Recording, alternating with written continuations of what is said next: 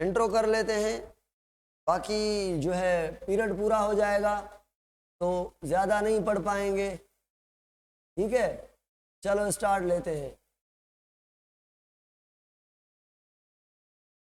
चलो भाई, chromosomes and DNA, MCQs भेजूंगा ग्रोथ एंड डेवलपमेंट के, और वो ग्रोथ एंड डेवलपमेंट के एमसीक्यू सॉल्व करके दिखाना मुझे। ठीक है ना भाई। चलो, क्रोमोसोम्स एंड डीएनए कहाँ गया? ग्रीन कलर, ये सही है।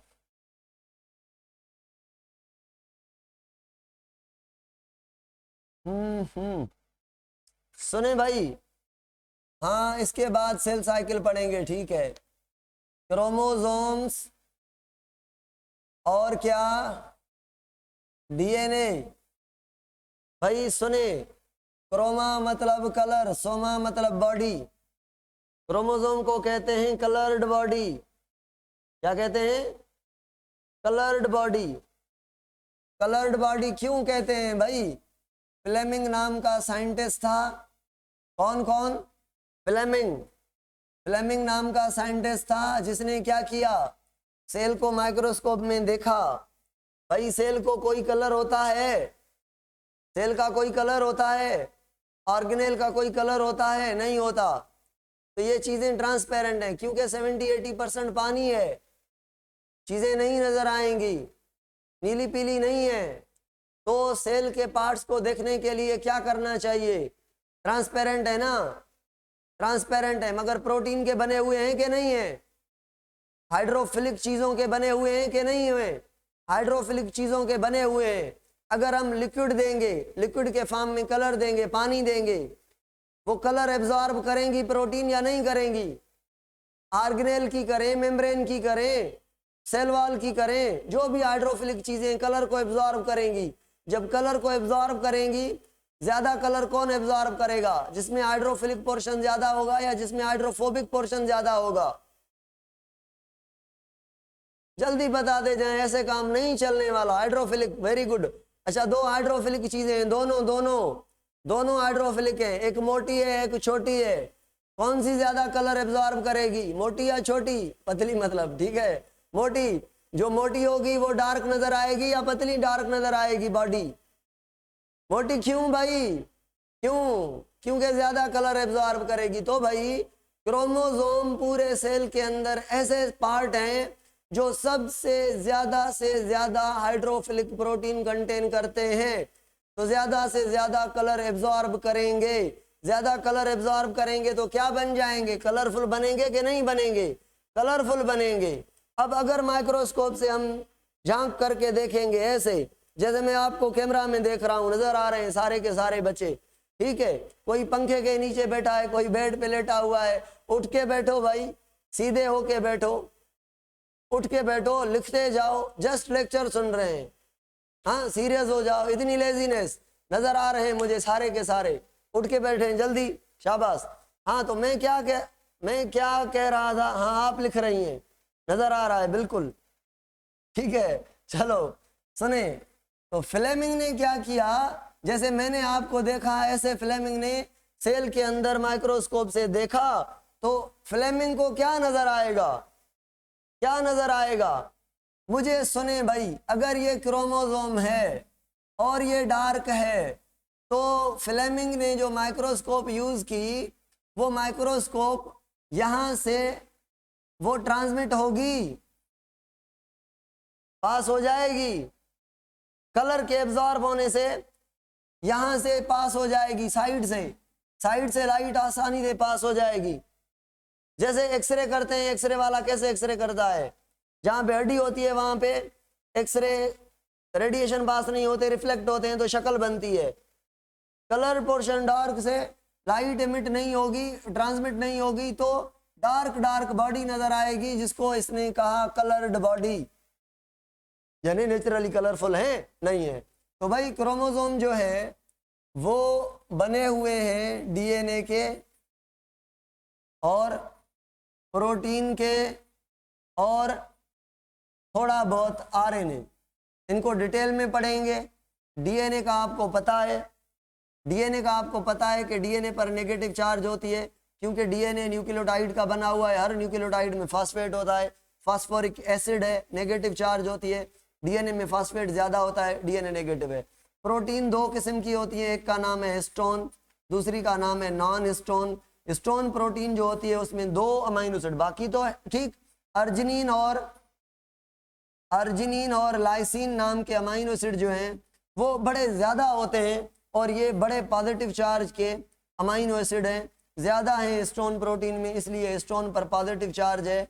अब डीएनए और हिस्टोन मिलके क्रोमोसोम बनाते हैं। आप कहेंगे सर इसका मतलब ये है जो हिस्टोन प्रोटीन है वो मैग्नेट की तरह अट्रैक्ट करेगी डीएनए को, पॉजिटिव चार्ज है ना, डीएनए नेगेटिव इसके ऊपर अट्रैक्ट होगा। तो ये सपोज करें येलो कलर का डीएनए है, डीएनए हिस्टोन के ऊपर कॉइल करेगा, ऐसे दोनों जुड़ के ऐसे जुड़ते जाएंगे। ये सपोज ये एक डीएनए है, ये डीएनए हिस्टोन के ऊपर जुड़ता जाएगा, ऐसे मोटा सा थ्रेड बन जाएगा जिसको हम कहेंगे क्रोमोसोम। आगे इसको डिटेल में पढ़ने वाले हैं, अभी सुने भाई। अभी बुक खोलें और उसमें क्रोमोसोम का नंबर देखें। पहले तो नंबर क्रोमोसोम का ह्यूमन में कितना है भाई, ह्यूमन में क्रोमोसोम कितने हैं बताएं, कमेंट में जल्दी बता दे जाएं। चलो 46 हैं। पेयर कितने हैं, 23। पेयर का पता है सबको कि क्रोमोसोम पेयर में होते हैं, ठीक है। अच्छा, फर्न प्लांट के अंदर कितने हैं, फर्न के अंदर अपने बुक में 1000 लिखा हुआ है, मगर एक्चुअल फर्न के अंदर 1262 क्रोमोसोम है, ठीक है। और अगर 1000 क्रोमोसोम बुक में लिखा हुआ है तो पेयर कितने हो गए। शुगर केन में कितने हैं भाई, शुगर केन में बताएं जल्दी, शुगर केन में कितने, 80। तो पेयर कितने हो जाएंगे, कमेंट में बताएं जल्दी। अच्छा, उसके बाद फ्रॉग में कितने हैं, फ्रॉग में कितने हैं और पेयर कितने होंगे, 26 हैं फ्रॉग में, पेयर कितने होंगे, 13।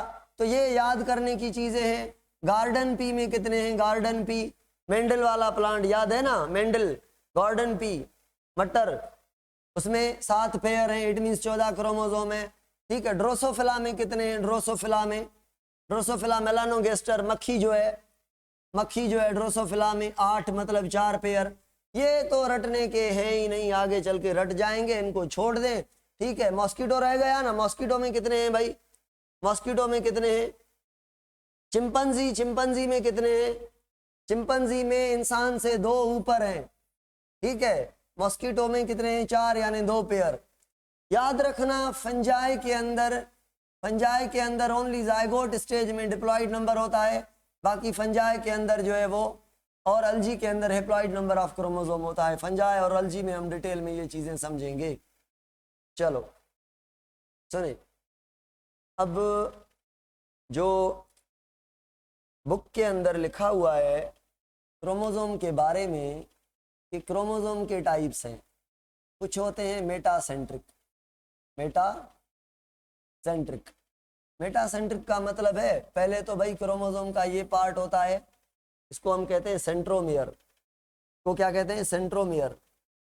देखें सेंट्रोमियर पर क्रोमोसोम के लगे होते हैं ये आर्म्स, और ये आर्म्स एक क्रोमोसोम में कितने होते हैं, 2, ठीक है। मुझे बताएं कमेंट में जल्दी, अगर इसके पास एक डीएनए है, तो इसके पास भी एक डीएनए है, मगर क्या इन दोनों डीएनए के अंदर कोई डिफरेंस है, नहीं है ना, नहीं है। चलो भाई, ये एक क्रोमोसोम हो गया। अब क्रोमोसोम का ये जो येलो वाला पोर्शन है, ये वाला, ये बॉल टाइप, इसको क्या कहते हैं, इसको कहते हैं सेंट्रोमियर। सेंट्रोमियर एक ऐसी बॉडी है जो 2 आर्म्स, इधर वाली और उधर वाली आर्म्स को आपस में जोड़ता है, ठीक है। अगर पूछे यहां से लेकर यहां तक इस एक पार्ट को क्या कहेंगे, इस एक पार्ट को तो हम कहेंगे ये क्या है, क्रोमोसोम की एक क्रोमेटिड है, क्रोमेटिड में ये एक आर्म, ये दूसरी आर्म, ये दूसरी क्रोमेटिड है, ये एक क्रोमेटिड और ये दूसरी क्रोमेटिड में डीएनए सेम है, इसलिए इन दोनों क्रोमेटिड को क्या कहा जाता है, एक जैसी बहने क्रोमेटिड। कौन सी क्रोमेटिड, सिस्टर क्रोमेटिड। ये पढ़ाने की चीजें नहीं है, बहुत दफा मैंने रिप्रोडक्शन में इधर उधर ये वो कवर करवा लिए हैं आपको, ठीक है ना। Sister chromatid. अब अगर आप डिस्टेंस तय करें। अब सेंट्रोमेयर को देखें, सेंट्रोमेयर से इधर भी, सेंट्रोमेयर से उधर भी एक जितना डिस्टेंस है, इट मीन सेंट्रोमेयर ठीक सेंटर पर है। तो ऐसे क्रोमोसोम जिनका सेंट्रोमेयर सेंटर पे होता है उनको कहते हैं मेटासेंट्रिक, और सब मेटासेंट्रिक किनको कहते हैं? ऐसे क्रोमोसोम जिनका सेंट्रोमेयर सेंटर से थोड़ा इधर या थोड़ा उधर हो उनको सब मेटासेंट्रिक। जैसे ये, अब सेंटर ये है, ठीक है, देख लें आप, ये सेंटर है, सेंटर से थोड़ा दूर, क्या मैं ये कह सकता हूं कि सेंटर से के थोड़ा करीब?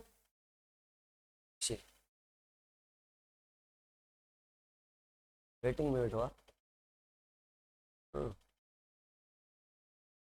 चलो भाई, ये हो गया आपका सब मेटासेंट्रिक। सब मेटासेंट्रिक और मेटासेंट्रिक में आर्म्स इक्वल किसकी होंगी? आर्म्स अनइक्वल किसकी होंगी? आर्म्स अनइक्वल किसकी होंगी? आर्म सब मेटा की। क्यों? क्योंकि सेंट्रोमेयर सेंटर से दूर है। चलो भाई ओके। उसके अलावा तीसरा नंबर है जिसको कहते हैं एक्रोसेंट्रिक। एक्रो का मतलब पहुंचा हुआ, सेंट्रोमेयर चोटी पे पहुंचा हुआ, करीब है बिल्कुल।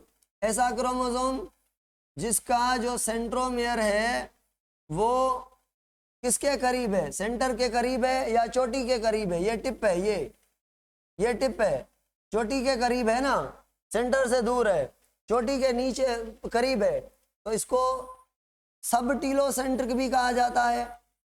सब टीलोसेंट्रिक। टीलोसेंट्रिक का मतलब क्या है पता है सबको? टीलोसेंट्रिक ऐसा क्रोमोसोम जिसमें जो सेंट्रोमेयर है वो कहाँ पे हो? चोटी पर। यानी आर्म्स कितनी हो? एक एक, इस साइड वाली आर्म्स नहीं है, ठीक है। टीलोसेंट्रिक क्रोमोसोम इंसान के अंदर नहीं मिलता, ये आपको अल्जी फंजाई में मिलता है, खास करके अल्जी स्पायरोगायरा अल्जी में ये टाइप मिलता है। तो ये मैंने कितने टाइप बताएं? किसके टाइप बताएं? किसी एक ऑर्गेनिज्म के नहीं, टोटली 4 वैरायटी के क्रोमोसोम होते हैं। अच्छा सुने, क्या सारे के सारे मेटासेंट्रिक?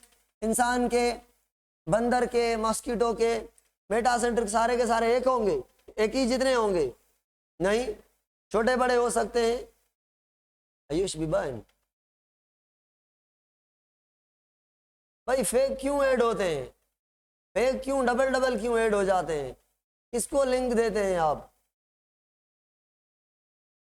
बेईमानी करते हैं आप। मुझे पढ़ाना नहीं आता आपके ऐड होने से पहले, मैं देखता हूँ वेटिंग रूम में तो मैं उसको ऐड करवाने में लग जाता हूँ, टाइम ज़ाया हो जाता है मेरा। कोशिश किया करें फेक ना आया करें, विद रियल नेम तरीके से आया करें। खामखा ये चीज़ें मुझसे। अब 2-3 दिया नाम की लड़कियां बैठी हुई हैं, 2-3-4, क्या करें अब ऐसे बच्चों को? अंचल के नाम से भी कोई फेक आ रहा है, देखिए ना भाई, अब क्या करें? अब वो फेक जो आ रहा है वो आपको ही निकलवा देगा ना गलती से। चलो इसका मैं कोई करता हूं जुगाड़। मैक भी बहुत बैठी हैं। चलो सुने सुने सुने सुने, हाँ भाई, टीलोसेंट्रिक। तो इसको सब टीलोसेंट्रिक क्यों कहा? एक्रोसेंट्रिक को सब टीलोसेंट्रिक क्यों कह रहे हैं? क्योंकि चोटी के सब का मतलब होता है थोड़ा, थोड़ा चोटी के करीब है। ये टीलोसेंट्रिक और चोटी के करीब है, या एक्रो नियर टू दैट चोटी, ठीक है। चलो भाई आगे हमारा जो टॉपिक है क्रोमोसोम के टाइप्स। एक क्रोमोसोम होते हैं होमोलागस, होमोलागस क्रोमोसोम। दूसरे होते हैं नॉन होमोलागस, नॉन होमोलॉगस। सुने भाई, अगर मैं यहाँ पे 23 पेयर बना रहा हूँ, 23 पेयर, पहला पेयर मैं ये बना रहा हूँ, आप कहेंगे सर ये मेटासेंट्रिक है, दोनों एक जैसे हैं। ये क्या हो गया? ऐसे क्रोमोसोम जो मॉर्फोलॉजिकली, स्ट्रक्चरली, साइज में, नंबर ऑफ जीन एक जितने कंटेन करें, एक जैसे दिखें, उनको कहा जाता है होमोलॉगस क्रोमोसोम। बताएं कमेंट में, क्या होमोलॉगस दोनों के दोनों एक पेरेंट से आते हैं या एक होमोलॉगस एक पेरेंट से, दूसरा दूसरे से, एक उधर से एक उधर से? ठीक है। हाँ, स्पायरोगायरालजी मेटिलोसेंट्रिक होता है, बुक में नहीं लिखा हुआ। होमोलॉगस क्रोमोसोम में डिफरेंस क्या है? होमोलॉगस एक माँ से आया है, मदर से, एक फादर से आया है, फर्क क्या है बताएं भाई, बताएं। सुने, आंख को कलर देने वाला जीन माँ से भी आया होगा, बाप से भी आया होगा। बालों को कलर देने वाला जीन माँ से भी आया होगा, बाप से भी आया होगा। क्या वो दोनों के दोनों जीन दोनों तरफ से आए हैं ना? एक जितने हैं ना, एक जितने, मगर क्या दोनों ब्लू आई बनाने वाले हैं? दोनों के चेंज हो सकते हैं ना। तो जीन का नंबर सेम होगा होमोलॉगस क्रोमोसोम में, जीन का काम सेम हो भी सकता है, नहीं भी हो सकता। सपोज करें माँ वाला जीन भी हाइट वाला है, बाप वाला भी हाइट वाला है, हो भी सकते हैं। माँ वाला डॉर्फिज्म वाला है और बाप वाला टॉलर वाला है, तो जीन के काम का डिफरेंस होता है। अब मुझे बताएं, होमोलॉगस क्रोमोसोम में फिजिकल डिफरेंस होगा या फिजियोलॉजिकल? बताएं। दिखने में एक जैसे होंगे, फिजिकल डिफरेंस नहीं होगा, काम का डिफरेंस होगा, फिजियोलॉजिकल। चलो भाई, नॉन होमोलॉगस क्रोमोसोम उनको कहेंगे जो, अब क्या मुझे बताएं,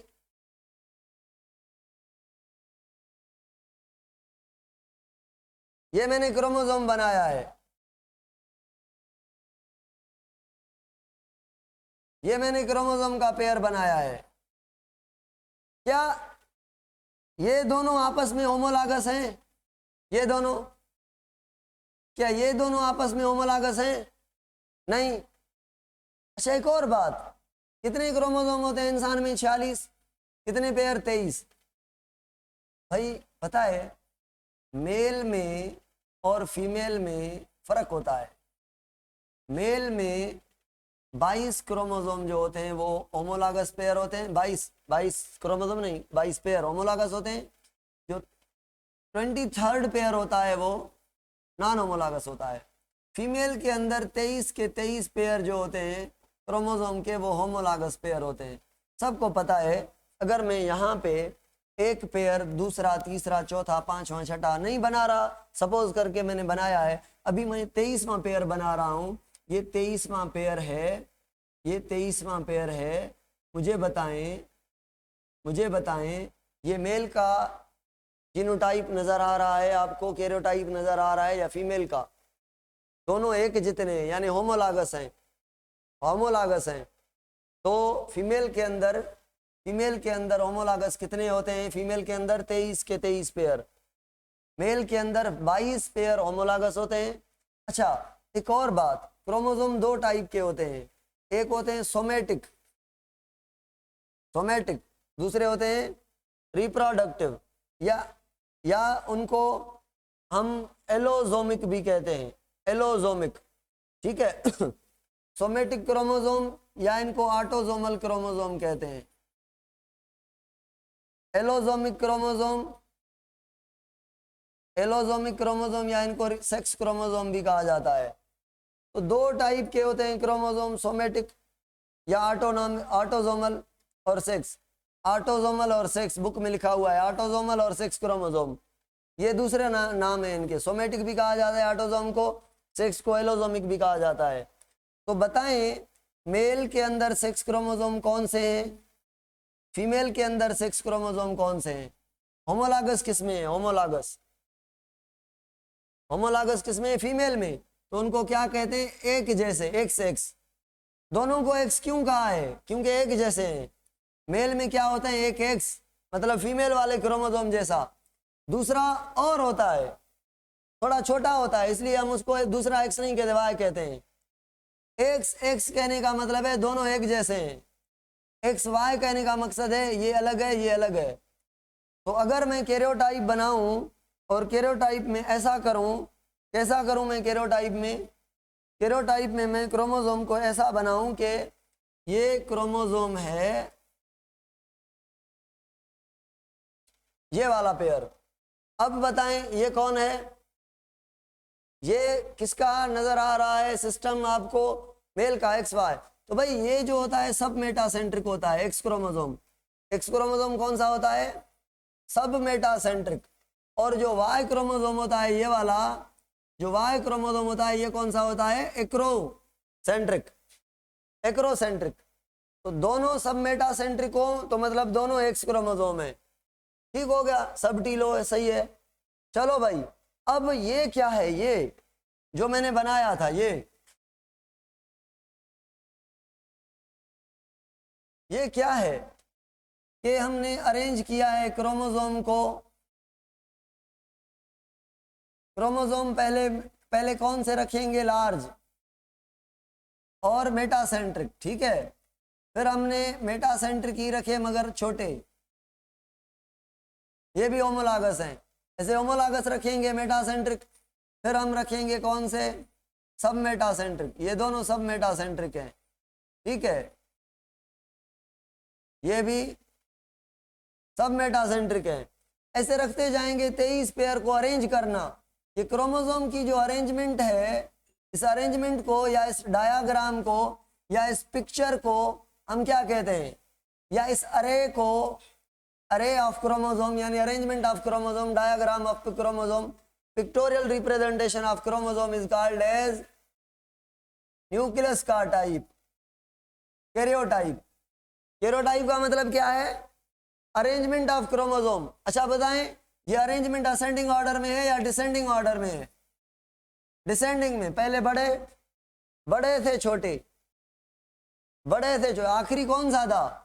एक्रोसेंट्रिक रखा था, ठीक है।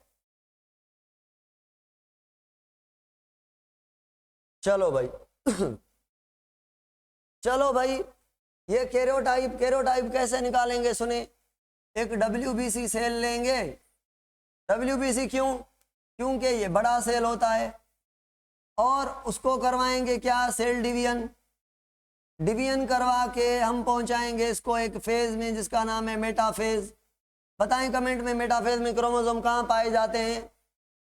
सेंटर पे, इक्वेटोरियल प्लेन पर। ये सबको चीजें पता हैं, सब कमेंट दे रहे हैं। सेंटर पर क्रोमोसोम जब पहुंच जाएंगे, कौन सा फेज है? ये मेटाफेज। अब एक केमिकल देंगे सेल को जिसका नाम है कोल्चिसिन। कोल्चिसिन नाम का एक केमिकल है, सिंटेक्स में लिखा हुआ है। कोल्चिसिन केमिकल देंगे किसको? डिवाइडिंग सेल को। ये डिवीजन को क्या करवा देता है? स्टॉप। तो बताएं क्रोमोसोम ने क्या कर दिया? डिवीजन करना है, स्टॉप। सेल डिवीजन हो गई, स्टॉप।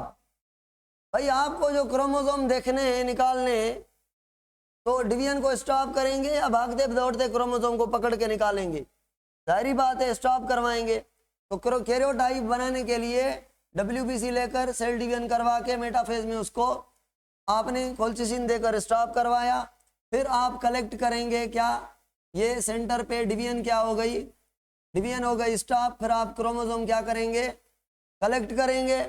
कलेक्ट करके अब ये एक लंबा प्रोसेस है, एक नाइट्रो सेल्यूलोज मेम्ब्रेन होती है उस पर लगाते हैं और फिर उनकी पिक्चर बनाते हैं, ऑटो रेडियोग्राफी, ये वो आगे हम डिटेल में चीज़ें पढ़ेंगे। इतना समझ लें कि जो क्रोमोसोम निकाले हैं उनको हम अरेंज करेंगे, अरेंज करके हम डायग्राम पिक्चर रिप्रेजेंट करेंगे। ये इसका कैरियोटाइप है। कैसे पता चलेगा कैरियोटाइप से कि कैरियोटाइप ये मेल का है? या क्या पता लग सकता है ये मेल का है या फीमेल का है? क्या पता लग सकता है कि ये फर्न प्लांट का है या शुगर केन का है? कैसे? अगर आधार क्रोमोसोम मिले तो फर्न का है, 80 मिले तो, 8 मिले तो, 14 मिले तो पी प्लांट है, 8 मिले तो ड्रोसोफिला है। पता चल सकता है। अगर XX मिले तो 23 क्रोमोसोम, 23 पेयर हो, और XX मिले सारे के सारे हाल 23 के 23 होमोलागस मिले तो ये फीमेल है, ठीक है ना। अगर XY मिले तो ये मेल है। क्या ऐसा पता चल सकता है 46 + 1 47 क्रोमोसोम मिले तो क्या समझेंगे? अगर 21 पे डबलिंग है तो हम समझेंगे डाउन सिंड्रोम डिसऑर्डर है, ठीक है। और 23 पे +1 है यानी XXY है तो हम समझेंगे क्लाइनफेल्टर है। और अगर क्रोमोसोम 45 पेयर हो और जो एक पेयर है X उसमें दूसरा नहीं है यानी एक कम है यानी 46 - 1 है तो हम क्या समझेंगे? ये टर्नर सिंड्रोम है। ठीक हो गया भाई। तो हम डिजीज का पता लगा सकते हैं कैरोटाइप करने से, एबनॉर्मलिटी का पता लगा सकते हैं, जेंडर का पता लगा सकते हैं, ठीक है। ये सारी क्रोमोसोम की अरेंजमेंट स्टडी वगैरह कर सकते हैं। कल हम डिटेल में आगे चीजें पढ़ेंगे। आज इंट्रोडक्टरी क्लास था, जल्दी में मैंने उड़ा के यहाँ तक पहुंचा दिया क्रोमोसोम्स एंड डीएनए को, ठीक है। Wish you all the best भाई। एक बात सुने, मैं आगे चल के पढ़ाऊंगा कि फिशेस में क्रोमोसोम का सिस्टम कैसा है, बर्ड्स और मॉथ्स में सिस्टम कैसा है, ठीक है। अब इस डिबेट अब 4-5 मिनट लग जाएंगे ना, इसीलिए नहीं बता रहा अभी सर आ गए हैं, वो क्लास लेंगे।